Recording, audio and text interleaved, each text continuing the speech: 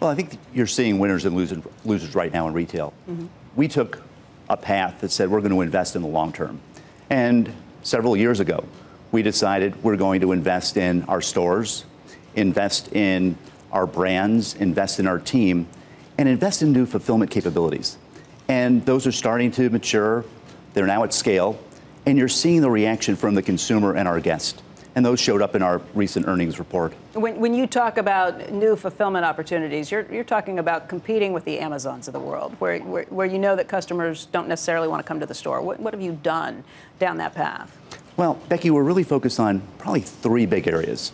One, we want to make sure we provide a great experience that's really inspiring when you're in our stores. So that's why we're remodeling, opening up new stores like we did here in Herald Square, offering new brands to our guests. We also want to make sure it's really convenient and easy to shop. So allowing you to now drive into our parking lots, and within a couple of minutes, I put that order right in your trunk.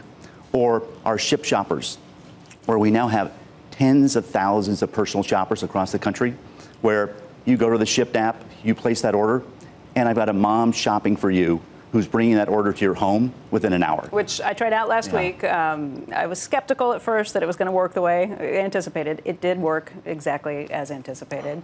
When you say Shipt, it's S-H-I-P-T. It is. You show up, somebody shops for you, they deliver it within a few hours to your door. This is something you have to do today because Jeff Bezos has instructed all of us consumers that we can have whatever we want whenever we want it. Well, and it is about pleasing that consumer. Yeah. So we want to make sure if you shop one of our stores, it's a great in-store experience, and we provide great service when you're there.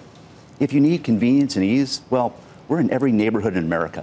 We've got 1,800 stores. We're growing our store base. We're new urban neighborhoods, so it's easy to come to our store and shop. But if you want to place an order right from your desk, come by an hour later, you can pick up that order, or now drive into one of our parking lots, or have us deliver it right to your home. So we're trying to blend great experience, ease and convenience, but also make sure we deliver great value every time you shop. We just talked to that analyst, Charlie O'Shea, who said one of the things that he thinks is so important is having private label, that the Target factor had kind of disappeared 4 or 5 years ago.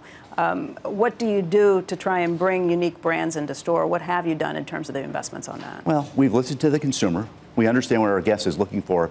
But one of our core capabilities has been our design and development team that has for years done a terrific job of bringing unique brands to our assortment.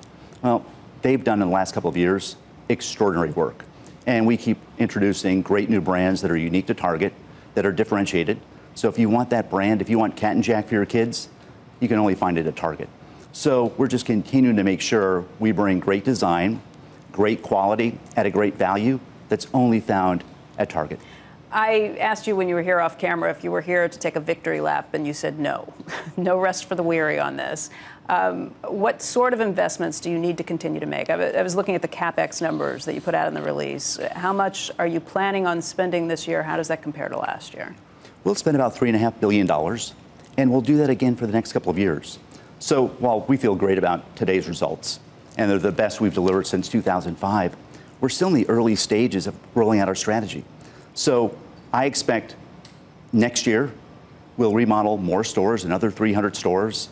We'll open up new great urban stores and on more college campuses. We'll introduce new exciting brands.